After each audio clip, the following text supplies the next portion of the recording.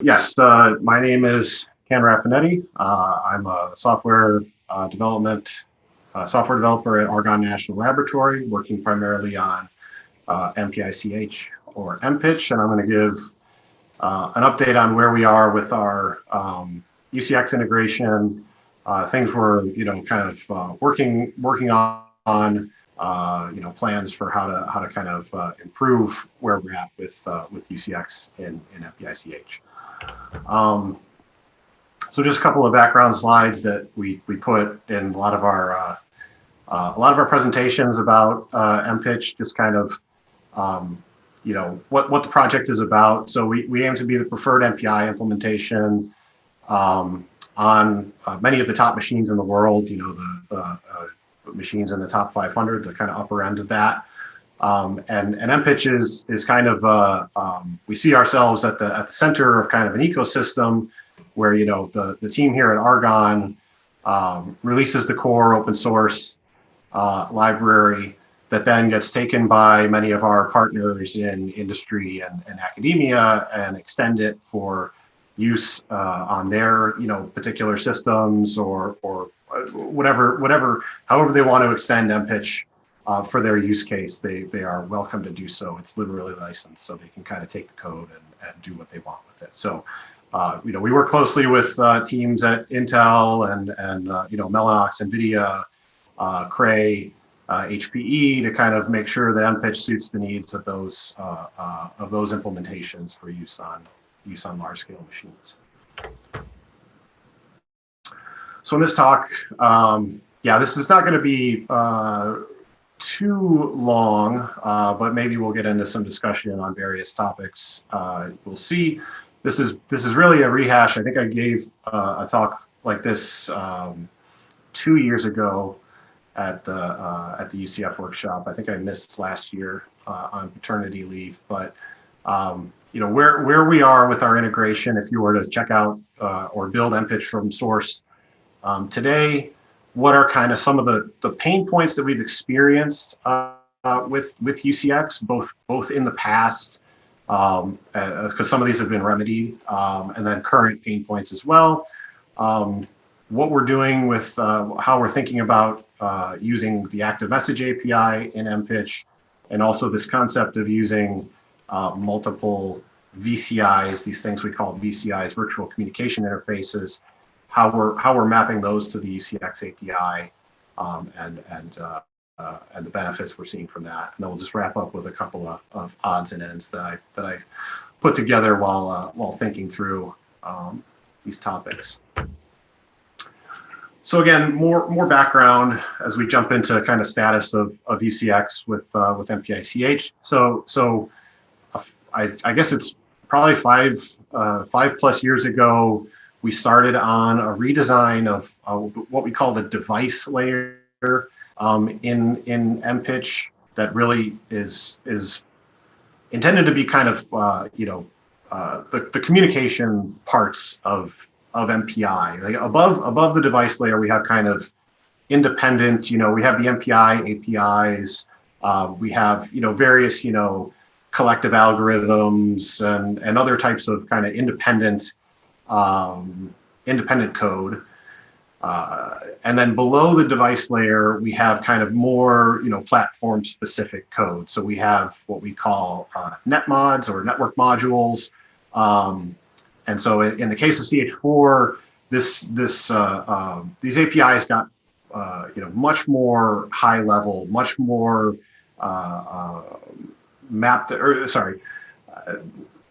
in previous generation, we kind of funneled all communication through a specific set of APIs. And as things like UCX or OFI or more higher level network libraries came about, we realized that this was kind of choking off opportunities for optimization. So CH4 is really designed for low overheads. Pass all this information down to the network layer and let the network layer kind of pick and choose the optimization cases that we want to target, and then for things that we can't necessarily optimize for a particular network, we call back to this generic implementation, this device generic implementation, which is very similar to the previous CH3 kind of communication API, but it's not the default anymore. The default is go down to the network and see what it's capable of, and if it's not, call up to this generic. On the same on the same level with the network modules, we also have a shared memory abstraction layer. This is a little bit asymmetrical from the network design, where we have kind of this intermediate shared memory layer where we kind of arbitrate between the different shared memory transports that are available. I'm sure this is very similar to kind of internal structure of UCX as well. But for things, we always have the ability to do shared memory communication over POSIX shared memory. We have these things called cells and inverted queues that again are basically almost a straight port from the previous MPICH implementation. But then we also have support for, say, XPMEM, which is something we didn't have in older versions of MPICH, and we might add support for things like CMA in the future. We don't have plans to at the moment, but that's something.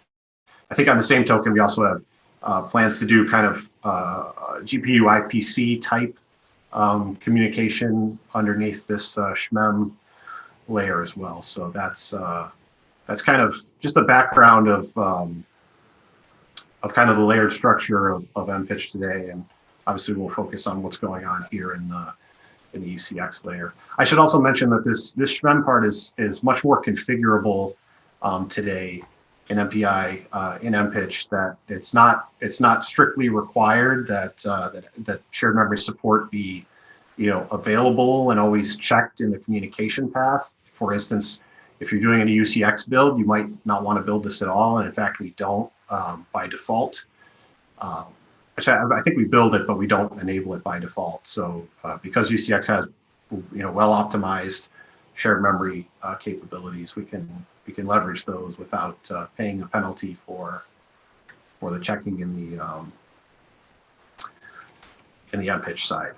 So that's just a little background on the layered structure. So as far as support in MPICH today, we've done this netmod development.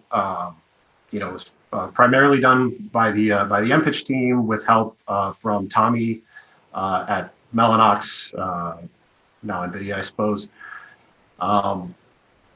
Current version, MPICH 3.4, I said, well, this actually should say beta. We did a beta release of 3.4. Hopefully we'll have a full GA release done before the end of the year.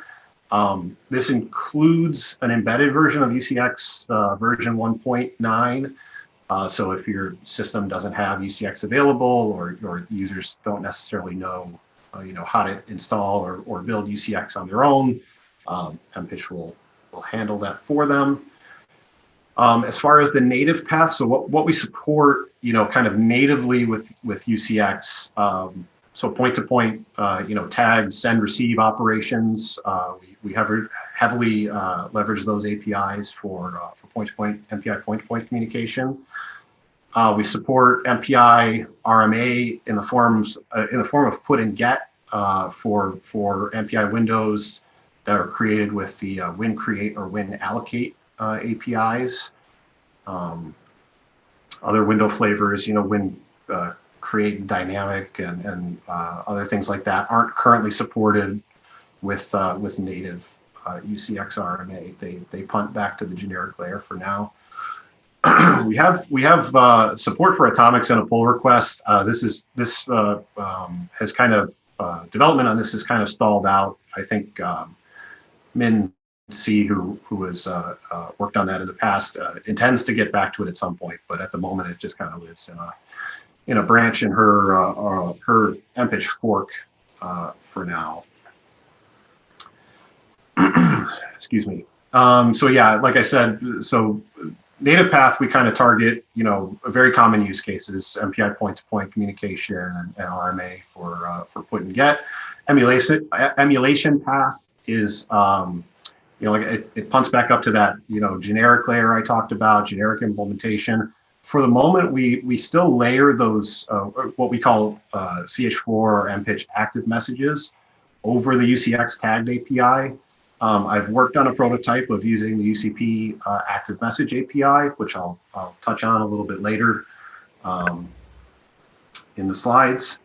And just, for completeness, something we don't support, some MPI functionality that we don't support with the UCX configuration, at least for now, is dynamic processes. So things like your MPI com spawn or connect and accept. But that's really it. Like pretty much everything else works and works quite well. These performance numbers are something I ran. I think this is actually from the talk 2 years ago. Unfortunately, I didn't have time to do some new performance runs. But this is on an internal cluster here at Argonne, which is an Intel Haswell cluster with ConnectX-4.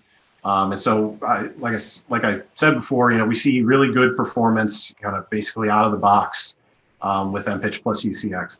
There's not a whole lot we have to do to make things run well. I have, I've run MPICH plus UCX on machines like Summit as well at Oak Ridge, and it took a little bit of finagling really to get the.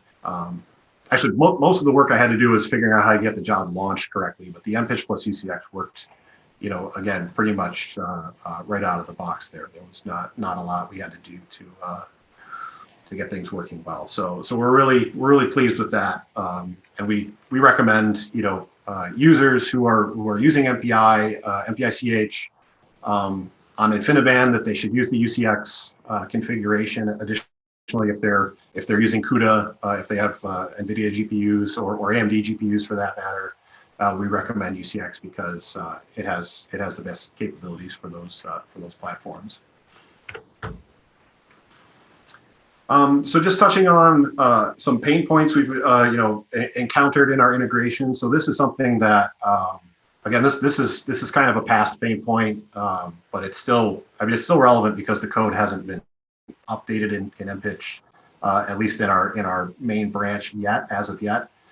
So request was something that we had a little bit of issue with before. Just as background, some people have probably seen this. MPICH allocates its own requests and it assigns C integer handle values to return to the user. And this handle value is used, as a hash value to look up the struct later on when the user passes it back. We have this ability to encode information into the handle value should we want to do that for certain for certain use cases. But the bottom line is this integer handle value is part of our ABI and unlikely to change. And so for things like the tag send NB API, this meant we're doing this double request allocation. UCP allocates a request and MPICH does a second one. There were these other APIs, the MBR request-based APIs, where you could provide a request to the operation if you would like, but that would force us to do an unnecessary allocation when the inline send is possible. That's possible with the regular non-blocking API, and then you'd also have to track and complete MBR requests separately.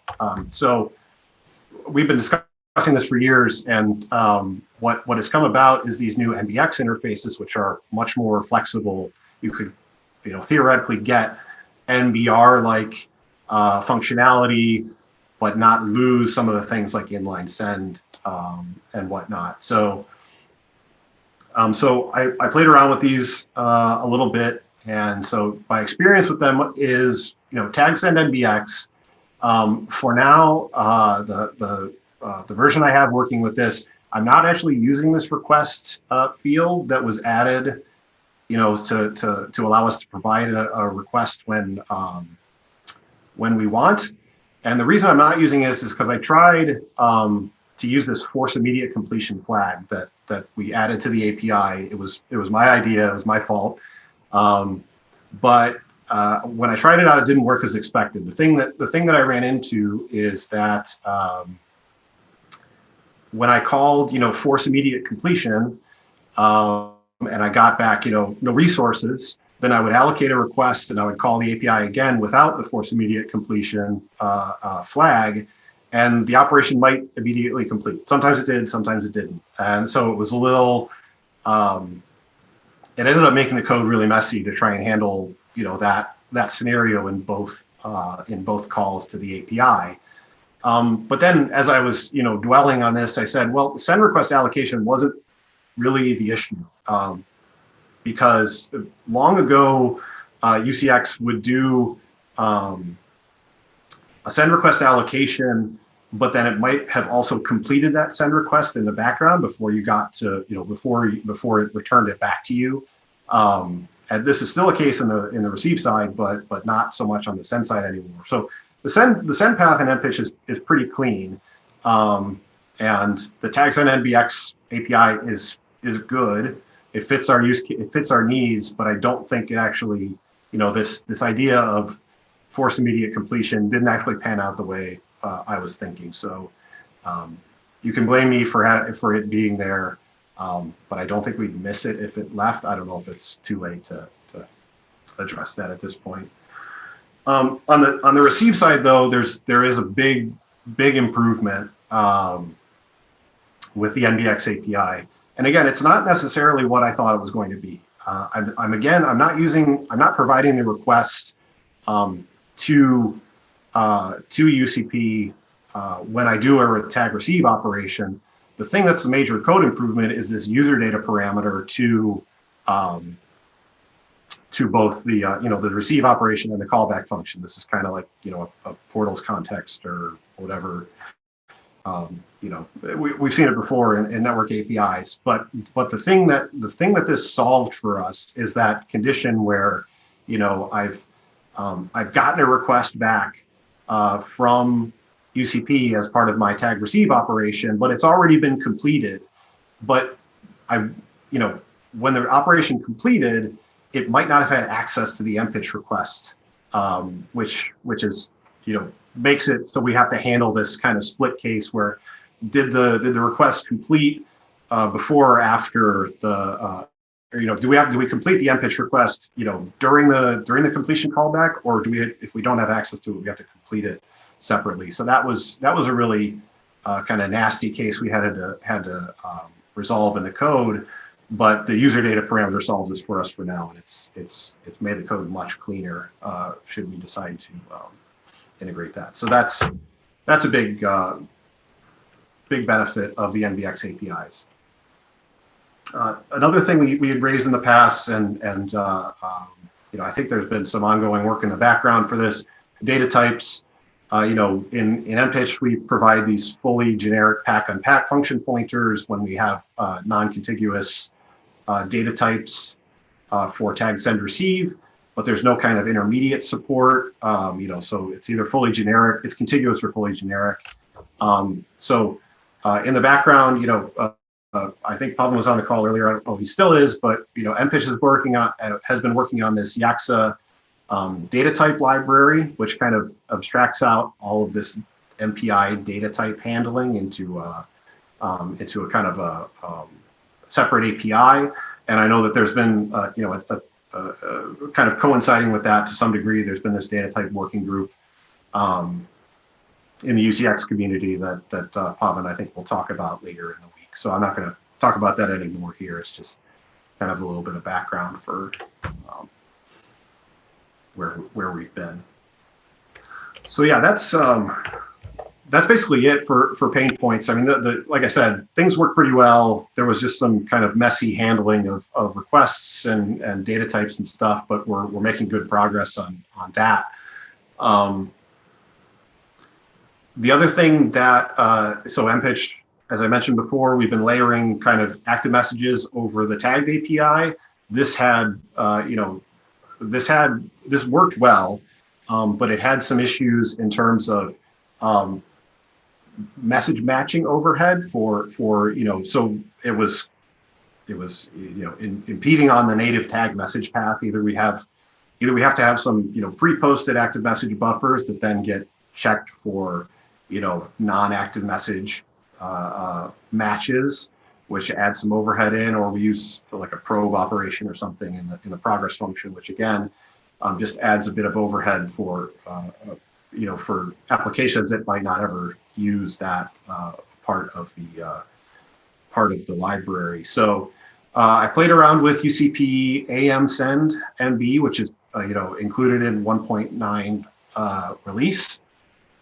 It's using the whole message flag, which I think is something that is it might be required as part of the API. I don't necessarily know at this point. So the good part of this, porting from the tagged API was really easy.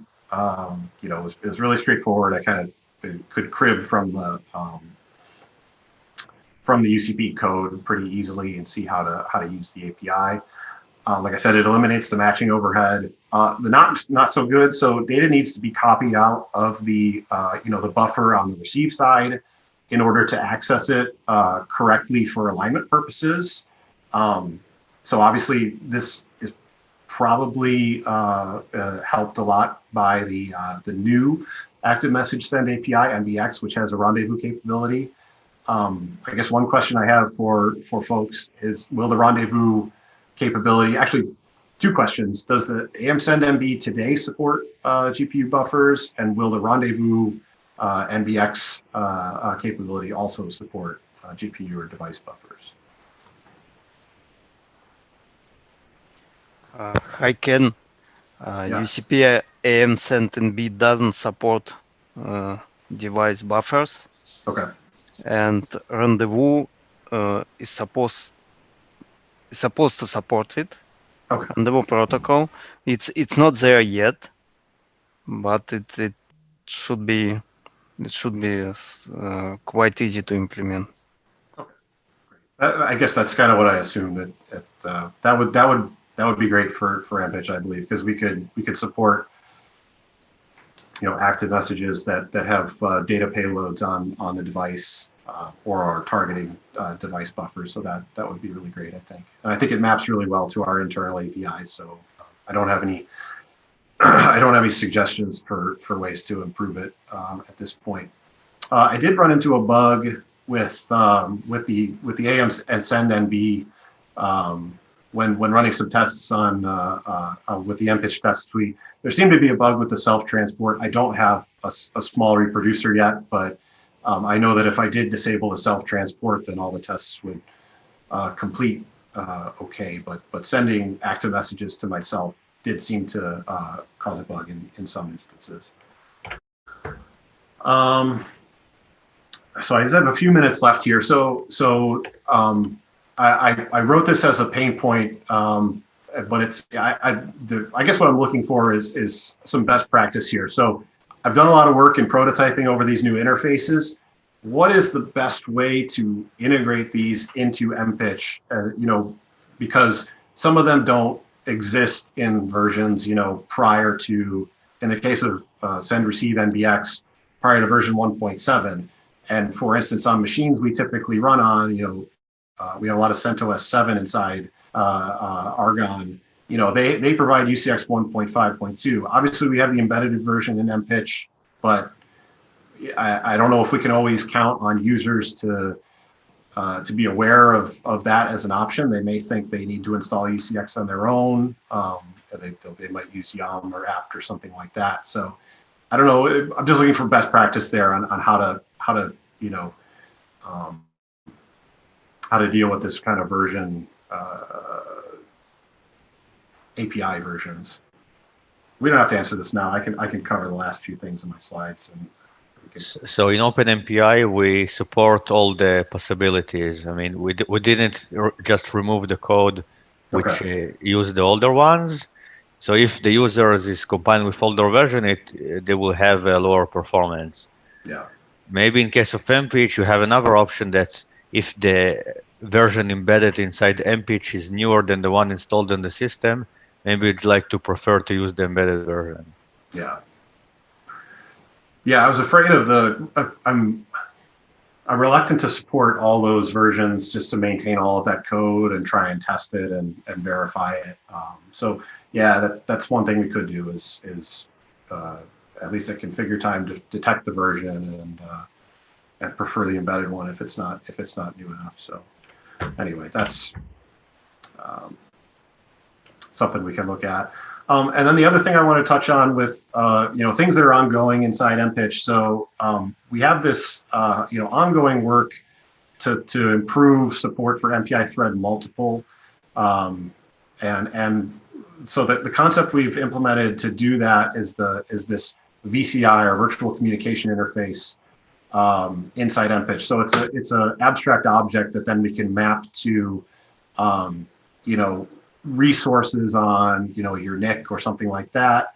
And the idea here is that instead of a big global lock that we, used to use to support MPI thread multiple and MPI, we have these kind of independent paths with their own locks that if they're used, if your app behaves well and it only accesses, the same VCI from a thread, then your locking is much less expensive. There's less contention, and therefore you get close to MPI everywhere type of scaling as you increase the number of VCIs within a process.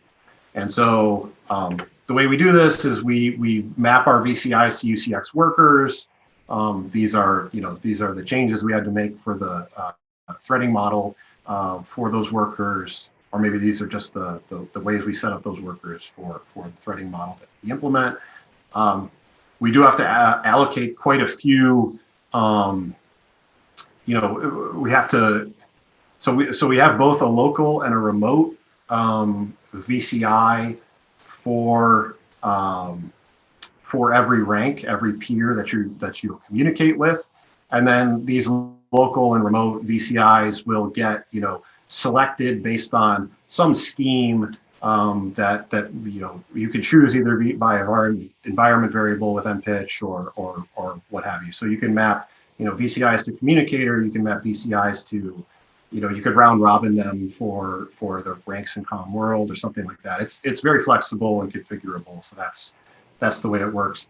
I think one thing that was noted by a developer who's currently working on this is that when we do the address exchange, where we create all the endpoints for during MPI init, that we needed to make sure to flush all of the workers after all this endpoint creation, because what we were seeing was if we didn't do that, there were some operations queued up as part of the endpoint creation that if we didn't clear from the queue, because they might have like remote completion dependencies, that if we went to do, say, RMA, one-sided communication on a particular endpoint, that it might, it might be blocked because there's still some endpoint setup stuff that needed to be done. So let me just, I think I'm over my time already, but I'll quickly go over just a couple of other odds and ends. So MPICH, things that have happened in the 2 years since I last gave the update. So MPICH is officially adopting C99 features. We had a lot of stuff sneak in the past, but now we're officially adopting it. Many of our downstream projects already require it, and it's something I think, it's 2020 now. Let's go ahead and do it. Plus, we are using compiler atomics now, as opposed to, we used to have this OpenPA library where we had handwritten assembly atomics. We've deprecated that in favor of real just compiler atomics, whether they're C11 or other, whatever's available that we can find on the machine. And another thing we've done recently, and I know Pasha talked about how UCX loves testing. We love testing in the MPICH project too. One thing that I've really had a lot of success with in the last few years is adding support for address sanitizer and undefined behavior sanitizer into our debug configurations. Address sanitizer is great. It's a lot faster and easier to use than Valgrind in my experience. And then UBSAN is great for uncovering bugs that don't necessarily show up on Intel platforms, things like alignment, where we used to have to track down like a Spark machine and test out a fix to an alignment issue. Now we can discover those on with UBSAN very quickly and easily. So just some pointers, our website, mpich.org, mailing lists, Our GitHub code, all MPICH development is done in the open on GitHub. So if you want to submit an issue or pull request, just find us there. And we also have a Slack channel. We have a Slack where we have various vendor partners and whatnot who we can ask questions of, or ask questions of us about MPICH. So if you'd like an invite to that, just ping me, and we can add you to that. So yeah, that's what I got for the MPICH update.